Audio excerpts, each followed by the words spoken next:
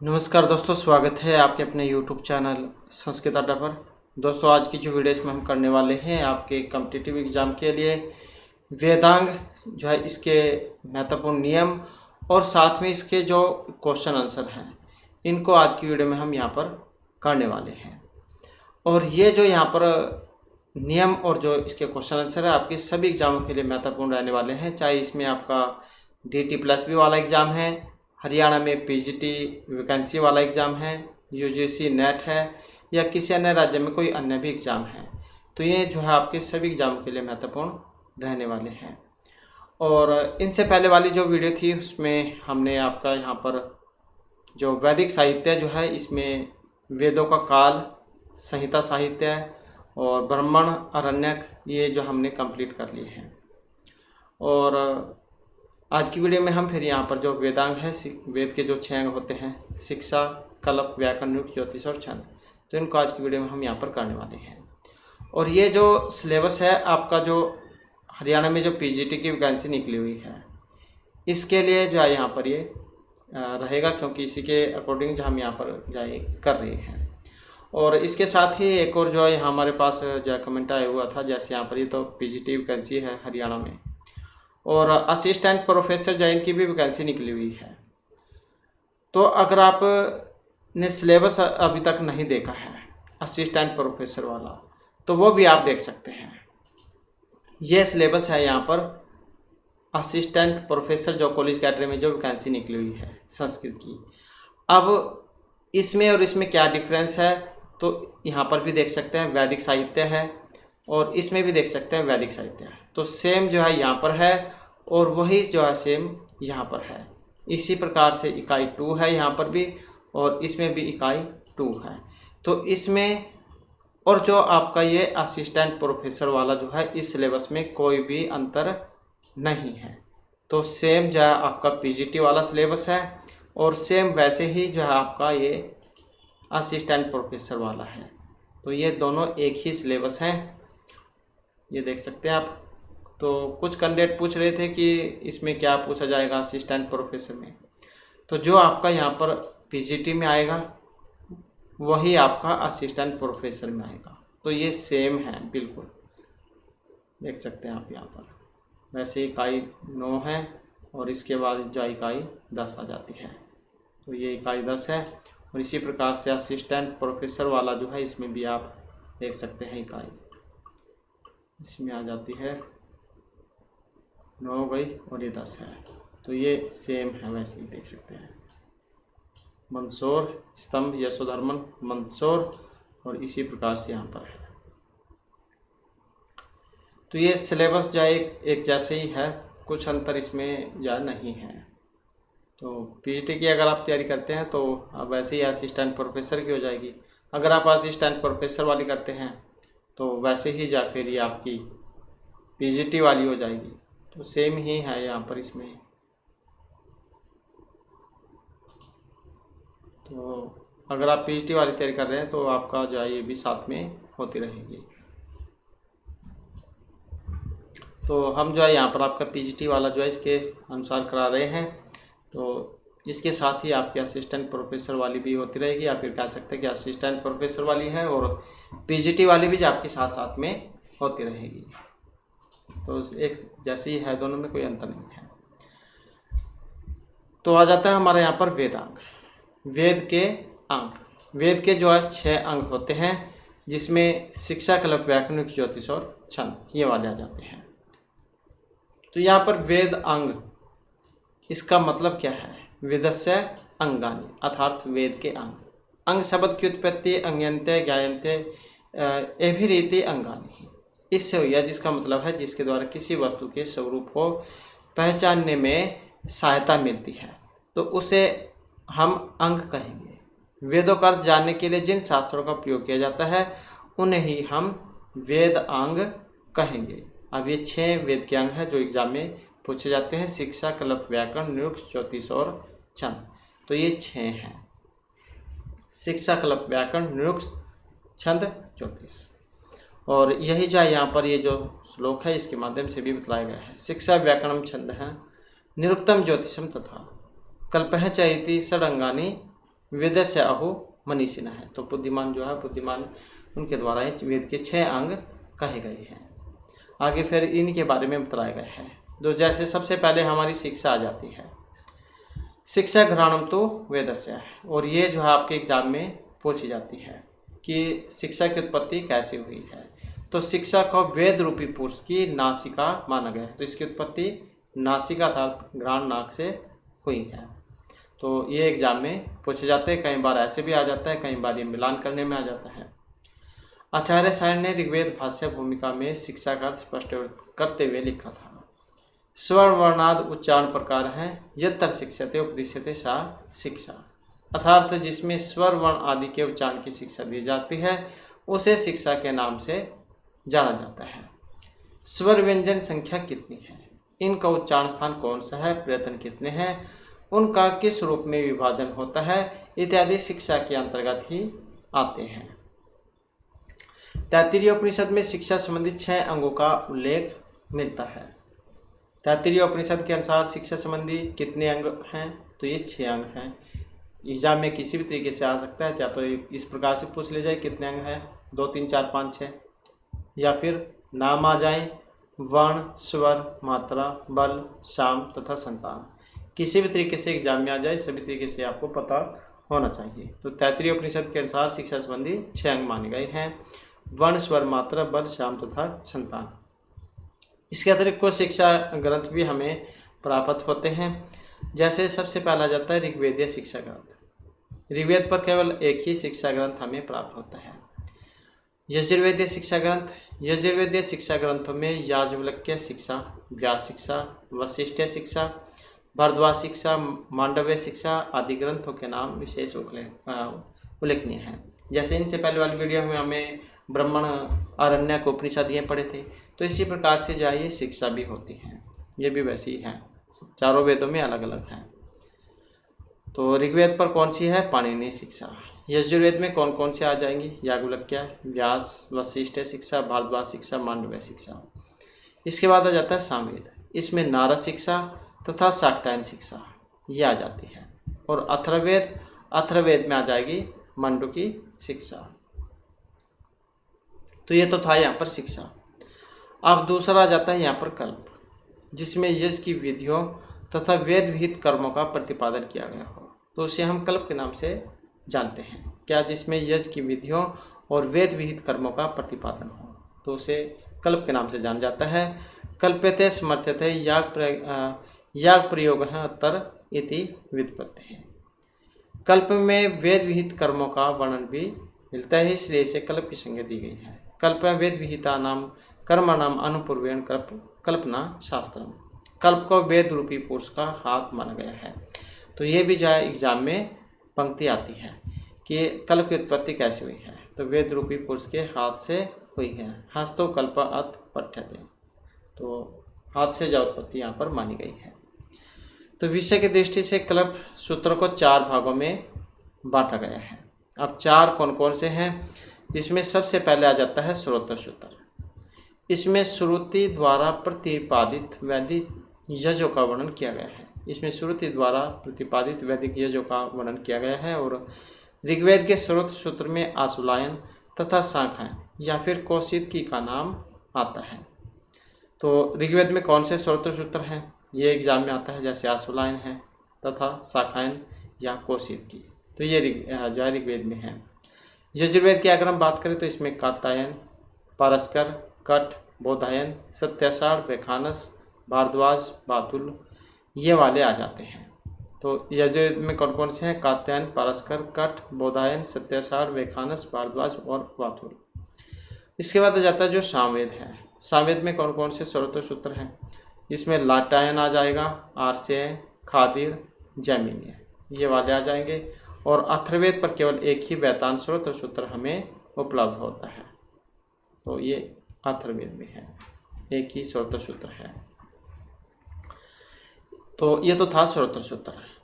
इसी प्रकार से गृह सूत्र भी है।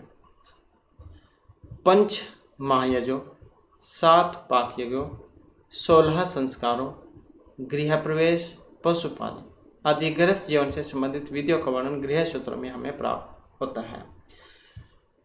तो वैसे नहीं आप याद रह सकता है। तो गृह मतलब घर, घर में कौन कौन से काम होते हैं, हम यज्ञ भी करते हैं, खाना भी पकाते हैं, संस्कार भी हैं, गृह में प्रवेश भी है, पशुपालन भी होता है, गृहस्थ जीवन भी है, घर के जो काम हैं।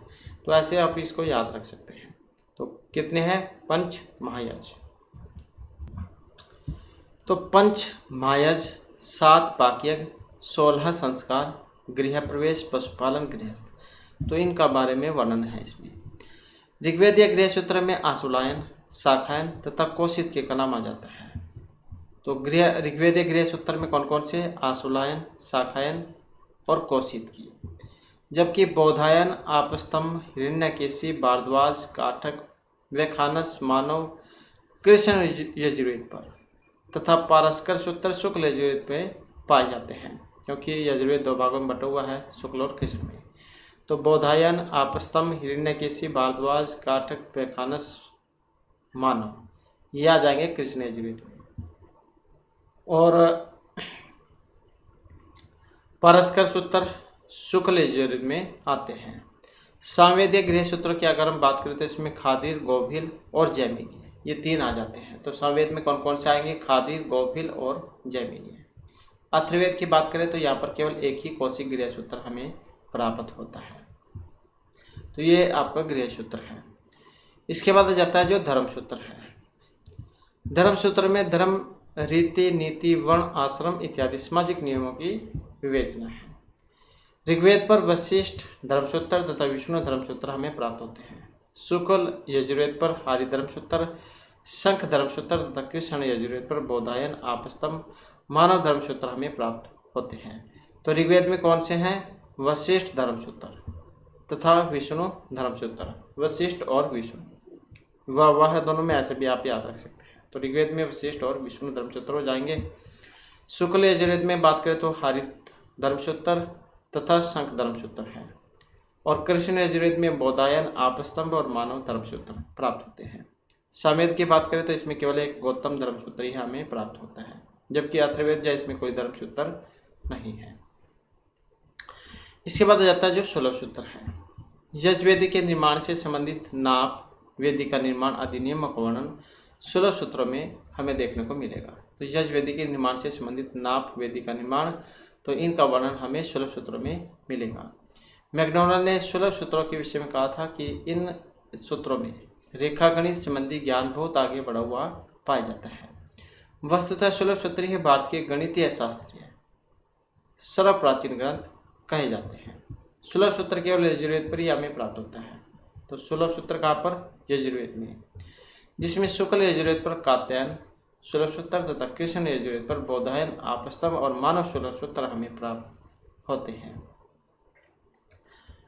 तो ये तो थे यहाँ पर ये 4 श्रोत्र, धर्म, गृह और 16 सूत्र। तो ये थे श्रोत्र, गृह, धर्म और 16 सूत्र। इसके बाद आ जाता है व्याकरण, शिक्षा, कल्प, व्याकरण।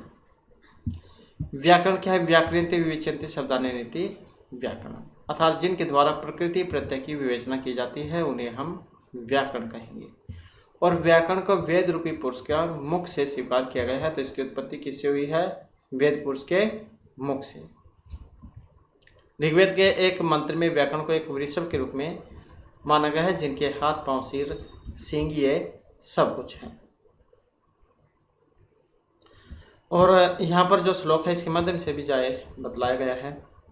चत्वारि श्रृंगा त्रयस्य पादः, द्वे शीर्षे सप्त हस्त असौ अस्य, त्रिधा बद्धः वृषभः रोर इति महादेवः मर्त्याम अविवेश। तो इस प्रकार से बतलाए गए थे। नेक्स्ट आ जाता है कात्यायन और पतंजलि ने व्याकरण के रक्षा, उह, आगम, लघु और असंदेह, ये 5 प्रयोजन बतलाए थे। तो क्या बतलाए थे, 5 प्रयोजन किसके, व्याकरण, कात्यायन और पतंजलि ने व्याकरण के 5 प्रयोजन बतलाए थे। रक्षा, उह, आगम, लघु और असंदेह, तो ये 5 प्रयोजन हैं। ये भी एग्जाम में आपके पूछे जाते हैं।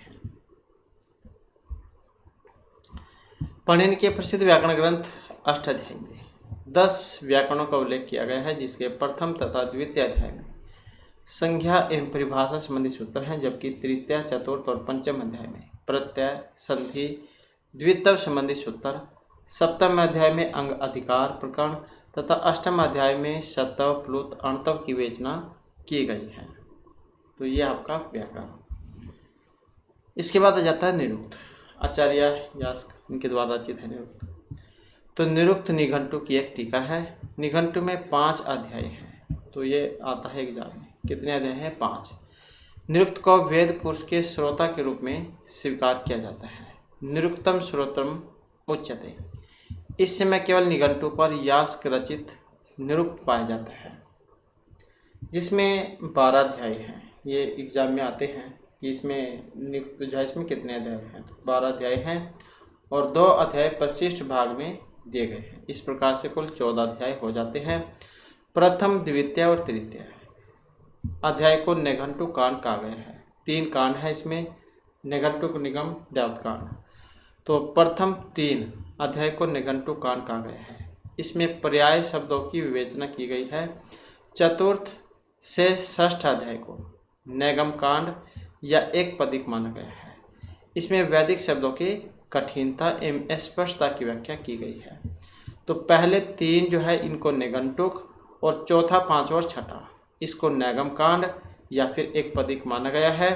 और इसके बाद आ जाते हैं जो 7वीं से लेकर 12वीं तक, इनको दैवत कांड कहा जाता है। तो इस प्रकार से 3 कांड हैं इसमें, निघंटु, नैगम और दैवत कांड। पहले 3 को निघंटुक, चौथे से छठे तक नैगम और फिर 7वीं से लेकर आगे 12वीं तक दैवत कांड है। इनमें पृथ्वी स्थानीय है, जैसे अग्नि, सोमर, पृथ्वी देवता ये आते हैं। अंतरिक्ष स्थानीय की बात करें तो इंद्र, रुद्र और ये वाले देवता जाएंगे। भूलोक स्थानीय देवता की बात करें, वरुण, मित्र और सूर्य आदि देवताओं की विवेचना इसमें की गई है। तो आचार्य यास्क जैनों ने अपने निरुक्त में जो देवता जो थे इनको 3 भागों में बांटा था और प्रत्येक में जो है 11-11 देवता थे और इन सभी का स्थान भी अलग है। जैसे पृथ्वी स्थानीय, अग्नि, सोम, पृथ्वी आ जाएंगे। अंतरिक्ष स्थानीय हो गए, जैसे इंद्र, रुद्र आ जाएंगे। और ये फिर भूलोक स्थानीय हो गए, जैसे वरुण, मित्र, सूर्य, स्वर्ग वाले देवता। तो इस प्रकार से जैन को 3 भागों में बांटा गया था। प्रत्येक में 11-11 जय देवता थे। अब आ जाता है यहाँ पर वर्ण आगम, वर्ण विपर्य, वर्ण विकार, वर्णाश और धातुओं का अनेक अर्थों में प्रयोग निरुक्त के 5 प्रतिपाद्य विषय हैं। तो ये भी एग्जाम में पूछा जाता है कि निरुक्त के 5 प्रतिपाद्य विषय कौन कौन से हैं। वर्ण आगम, वर्ण विपर्य, वर्ण विकार, वर्ण नाश और धातुओं का अनेक अर्थों में प्रयोग। तो ये 5 प्रतिपाद्य विषय हैं। कई बार आ जाता है इनके नाम और कई बार आ जाता है कि निरुक्त में जो प्रतिपाद्य विषय हैं कितने हैं। तो ये 5 हैं। यहाँ पर इसी श्लोक के माध्यम से एक जाय बतलाया भी गया है। वर्ण आगम है, वर्ण विप्रिय च द्वौ च अपरो वर्ण विकार नाशो धातो तद अर्थ अतिशयन योग तदुच्यते पंचविधम निरुक्तम। तो वर्ण आगम, वर्ण विपर्य, वर्ण विकार, वर्णाश और धातुओं का अनेक अर्थ में प्रयोग, ये 5 प्रतिपाद्य विषय हैं। निघंटु में केवल शब्दों का संग्रह है, जबकि निरुक्त में शब्दों का निर्वचन भी मिलता है। तो इस प्रकार से जाइए था। और इसके बाद आ जाता है नेक्स्ट शिक्षा कल्प व्याकरण निरुक्त और उसके बाद आ जाता है ये छंद। यद अक्षर परिमाणम तत्छंद है, जिसमें अक्षरों की संख्या निर्धारित हो। यद अक्षर परिमाणम तत्छंद है, जिसमें अक्षरों की संख्या निर्धारित हो उसे हम छंद कहेंगे। और छंद किन के हैं? आचार्य पिंगल मुनि जैन को छंद शास्त्र के लिए जाना जाता है। छंद वेदांग को वेद पुरुष के पांव से उत्पत्ति मानी गई है। छंद है पादवतु वेदस्य, ये एग्जाम में पूछी जाती है कि छंद की उत्पत्ति कैसे हुई है। तो वेद पुरुष के पांव से हुई है, छंद पादवतु वेदस्य। वैदिक मंत्रों का सही ज्ञान प्राप्त करने के लिए छंद संबंधी ग्रंथों की रचना की गई है। और आचार्य जो यास्क हैं, यास्क मुनि ने छंद का निर्वचन छंद धातु से किया है, जिसका मतलब होता है ढकना। छंद मतलब ढकना। जो वेदों के आवरण है उन्हें छंद कहा गया, छंदांसी छादना। छंद वेदांग का प्रतिनिधि ग्रंथ आचार्य पिंगल रचित छंद सूत्र हैं, जो 8 अध्यायों में है। तो आचार्य पिंगल रचित छंद सूत्र के जो कितने अध्यायों में है? 8 अध्यायों में है।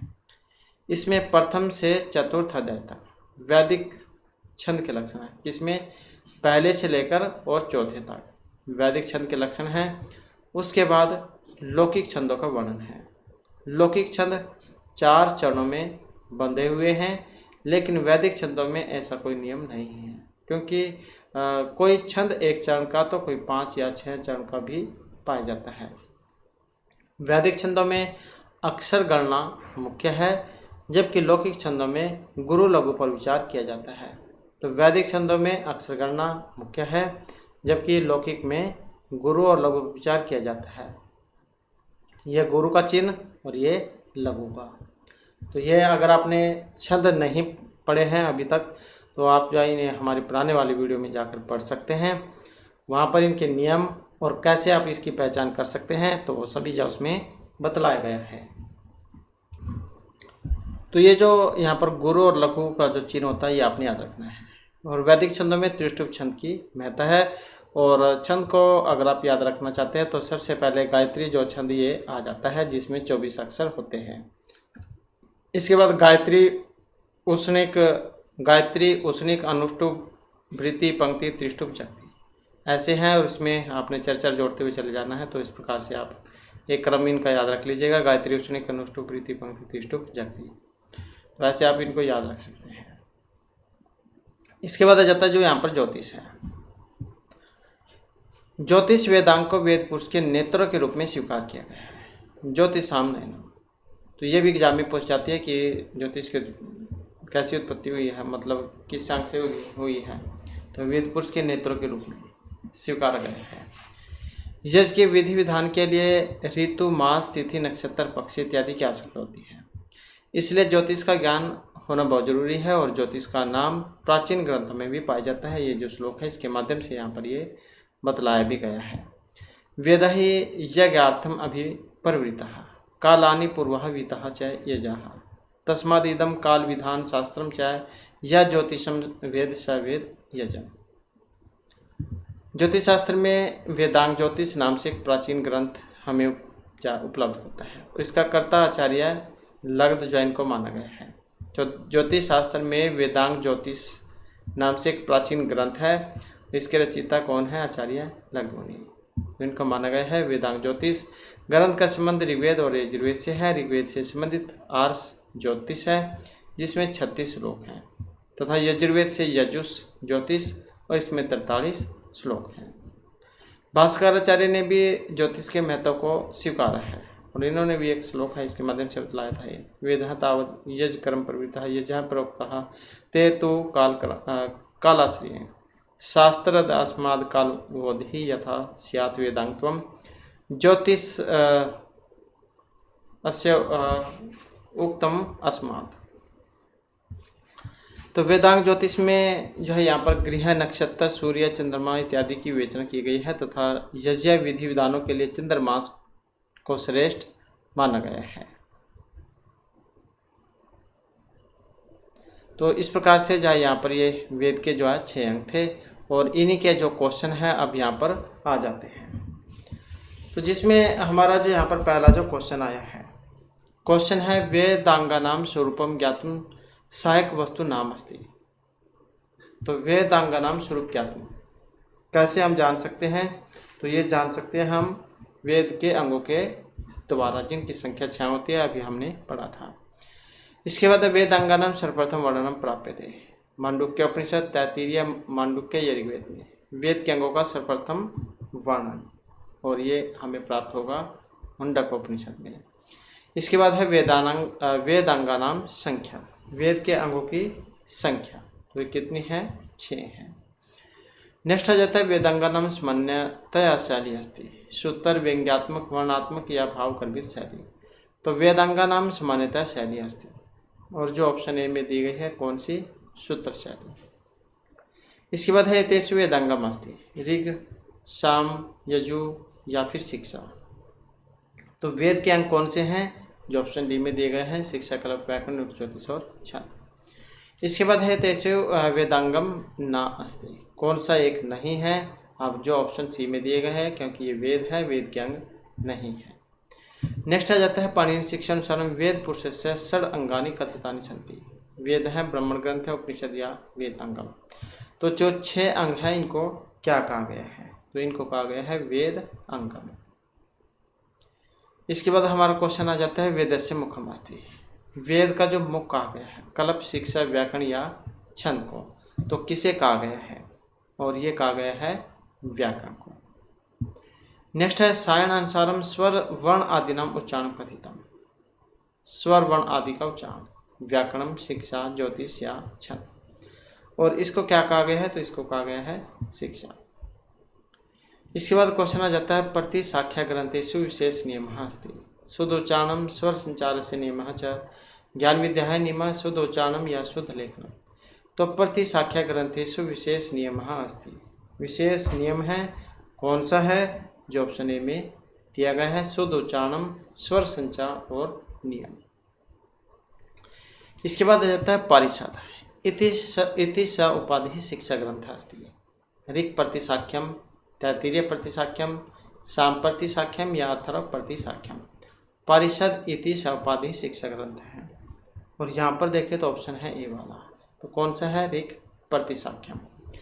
इसके बाद आ जाता है सामवेदेन संबंधम प्रतिसाख्यम नास्ति। सामवेद से संबंधित एक प्रतिसाख्या नहीं है। कौन सा? साम, पुष्प, पंचवेद या चतुर अध्याय का। अब जो यहाँ पर ऑप्शन डी में दिया गया है कौन सा है? ये चतुर अध्याय का। तो सामवेद से संबंधित प्रतिसाख्या नहीं है, चतुर अध्याय का। इसके बाद आ जाता है व्यास शिक्षा ग्रंथ अस्ति। ऋग, कृष्ण, साम या शुक्ल यजुर्वेद। व्यास शिक्षा ग्रंथ। और जो ऑप्शन बी में दिया गया है तो ये है कृष्ण यजुर्वेदस्य। नेक्स्ट आ जाता है नारदीय शिक्षा। इति कस्य वेदस्य ग्रंथ अस्ति। नारदीय शिक्षा अथर्व, ऋग्वेद, सामवेद या यजुर्वेद। तो नारदीय शिक्षा का जो संबंध यहाँ पर माना गया है ये सामवेद से माना गया है। और किसी क्वेश्चन में किसी को कहीं पर कोई डाउट आया तो सही उत्तर के साथ आप कमेंट जरूर कर दीजिएगा। इसके बाद है उपलब्ध ग्रंथानाम शिक्षा ग्रंथानाम संख्या अस्ति। तो उपलब्ध शिक्षा ग्रंथों की संख्या 35, 40, 36 या 34 कितनी है? तो उपलब्ध शिक्षा ग्रंथों की जो संख्या की बात करें तो ये 34 मानी गई है। इसके बाद आ जाता है पाणिनि शिक्षा संबंध वेदास्ति। तो पाणिनि शिक्षा हमें देखने को मिलेगी किसमें? सामवेद में। इसके बाद है तैत्तिरीय उपनिषदि शिक्षा कियत् अंगानि वर्णनाम अस्ति। तो तैत्तिरीय उपनिषद में शिक्षा के कितने अंग बतलाए गए हैं? और यहाँ पर जो इनके अंग हैं ये 6 बतलाए गए हैं। इसके बाद आ जाता है शौनकीय ऋक् प्रतिसाख्य पटला नाम संख्या अस्ति। 21, 13, 18 या 20। तो शौनकीय ऋक् प्रतिसाख्य पटला नाम संख्या, और इनकी जो संख्या है कितनी? 18 है। नेक्स्ट है शिक्षा ग्रंथः वेदानां कासां विधीनां निरूपकानि सन्ति। निर्वचनस्य, व्याकरणस्य, उच्चारणस्य या काल निर्धारणस्य। तो शिक्षा ग्रंथः वेदानां कासां विधीनां निरूपकानि सन्ति। और इसमें जो माने गए हैं उच्चारणस्य। नेक्स्ट आ जाता है पुष्प सूत्रम। कस्य वेदस्य प्रतिसाख्यम अस्ति। सामवेदस्य, ऋग्वेदस्य, यजुर्वेदस्य या फिर अथर्ववेदस्य। पुष्प सूत्रम कस्य वेदस्य प्रतिसाख्यम अस्ति। और जो यहाँ पर ऑप्शन ए में दिया गया है अर्थात सामवेदस्य। नेक्स्ट आ जाता है श्रोत्र सूत्राणाम वर्ण विषयम अस्ति। तो श्रोत्र सूत्र जो है इनका वर्ण विषय है संस्कारम वैदिकीय जहाँ आश्रम कर्तव्यम या यजवेदी निर्माणम। तो किसके बारे में है, क्या है इसमें? और यहाँ पर जो इसमें बतलाया गया है वैदिक यज। इसके बाद आ जाता है षोडश संस्कार कस्य विषयानि सन्ति। 16 जो संस्कार है ये धर्मसूत्र में है, श्रोत्र, गृह या शूल सूत्र में है। 4 जो सूत्र होते हैं अब कौन से में आते हैं? 16 संस्कार। तो ये जो माने गए हैं गृह सूत्र में। नेक्स्ट है पदनाम प्रकृति है प्रत्यस्य च उपदेशकम वेदांगम अस्ति। पदनाम प्रकृति है और प्रत्यस्य च उपदेशकम। कल्पम, शिक्षम, छंदस या व्याकरणम। और जो ऑप्शन सी में है अर्थात व्याकरणम। इसके बाद ऋग्वेद अनुसारम व्याकरणम केन रूपेण उपस्थापितम। तो ऋग्वेद अनुसारम व्याकरणम गज रूपेण, अशु रूपेण, वृषभ रूपेण या अज रूपेण। तो ऋग्वेद अनुसारम व्याकरणम केन रूपेण उपस्थापितम। और जो ऑप्शन बी में है अर्थात वृषभ रूपेण। इसके बाद जाता है व्याकरण। व्याकरण वेद अंगस्य प्रतिनिधि ग्रंथ है। पाणिनि अष्टाध्यायी, काशिका, सिद्धांत कौमुदी, या एतेषु न क्वापि। तो व्याकरण वेद अंगस्य प्रतिनिधि ग्रंथ है और जो ऑप्शन ए में है अर्थात पाणिनि अष्टाध्यायी। इसके बाद अष्टाध्यायी अध्यायेषु विभक्तः। अष्टाध्यायी अध्यायों में है कितने? 8, 10, सप्त या पंच। वेरी वेरी इंपॉर्टेंट है और इसमें रहेगा ऑप्शन ए वाला अर्थात 8 अध्यायों में है। नेक्स्ट है यास्कृत निरुक्तस्य नाम अस्ति यस्मिन् वैदिक शब्दकोशे आधारितम्। यास्कृत निरुक्तस्य नाम अस्ति यस्मिन् वैदिक शब्दकोशे आधारितम् संग्रहम संहिता संचयम या निघंटु। और जो ऑप्शन सी में दिया गया है क्या कहा गया इसको? निघंटु। इसके बाद है आचार्य निरुक्त अध्याय संति 14, 16, 10 या 8। तो कितने अध्याय हैं? अध्याय की संख्या इसमें 14 है। इसके बाद है निघंटु अध्याय है। निरुक्त में कितने हैं? 14। और निघंटु में कितने हैं? तो निघंटु में हैं 5। इसके बाद है निरुक्तस्य प्रतिपाद्य विषयम् अस्ति वर्ण आगम उच्चारणम छंद ज्ञानम या प्रत्यय ज्ञानम। तो प्रतिपाद्य विषय कितने हैं? और इसमें जो है ऑप्शन आएगा ये वाला। तो ये वर्णागम है जैसे कि हमने इसमें पढ़ा था पहले 5 वाले। इसके बाद है वैदिक मंत्र उच्चारण सूर्यस्य मुख्य वेदानि सन्ति 2, 3, 4 या फिर 5। तो वैदिक मंत्र उच्चारण सूर्यस्य मुख्य वेदानि सन्ति, तो ये है 3। नेक्स्ट क्वेश्चन रहेगा हमारा धर्मसूत्रेषु क्या प्राचीनतम है? मन्यते। आपस्तंभ है, हरितम, बोधायन या गौतम है। तो धर्मसूत्र में प्राचीनतम है। प्राचीनतम जो यहाँ पर कौन सा माना गया है? तो गौतम सूत्रों को। इसके बाद आ जाता है क्वेश्चन हमारा व्याकरण ग्रंथ है संग्रह। व्याकरण ग्रंथ संग्रह इत्यस्य लेखक अस्ति यास्क है, शाक्टायन, व्याढ़ी या पाणिनि। तो व्याकरण ग्रंथ संग्रह के लेखक कौन है? वेरी वेरी इंपॉर्टेंट क्वेश्चन है और जो यहाँ पर ऑप्शन बी में दिए गए हैं अर्थात व्याढ़ी। इसके बाद क्वेश्चन आ जाता है वेद पुरुषस्य पादरूपेण स्वीकृतम अस्ति। वेद पुरुष के पांव के रूप में स्वीकार किए गए हैं कल्प, छंद, व्याकरण या शिक्षा को। तो पांव से किसकी हुई है? और छंद है पादो तो वेदस्य, तो ऑप्शन सी वाला। नेक्स्ट आ जाता है आचार्य पिंगलस्य छंद ग्रंथ अस्ति छंद मंजरी, छंद शास्त्र, छंद सूत्रम या छंद विधानम। तो पिंगल मुनि का छंद शास्त्र है कौन सा? जो ऑप्शन बी में दिया गया था छंद सूत्रम। नेक्स्ट आ जाता है छंद सूत्रम कियत अध्यायेषु विभक्तम् अस्ति। कितने अध्यायों में है? 4, 5, 7 या फिर 8 में। छंद सूत्रम कियत अध्यायेषु विभक्तम् अस्ति। और जो यहाँ पर जो है ऑप्शन जो ए में दिया गया है था कितने? 8। नेक्स्ट है त्रिष्टुप छंदस्य अक्षराणाम संख्या। तो जैसे कि हमने पढ़ा था अभी, तो गायत्री उष्णिक अनुष्टुप वृत्ति पंक्ति त्रिष्टुप जगति। तो कितने होते हैं इसमें? तो यहाँ पर जो है इसमें 44 होते हैं।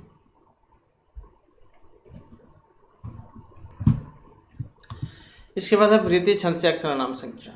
वृत्ति जो छंद है इसमें कितने होते हैं? तो गायत्री उष्णिक अनुष्टुप वृत्ति पंक्ति त्रिष्टुप जगति। तो वृत्ति में आप कितने हो जाएंगे? और यहाँ पर जो ऑप्शन रहेगा सी वाला था कितने हैं? 36 है।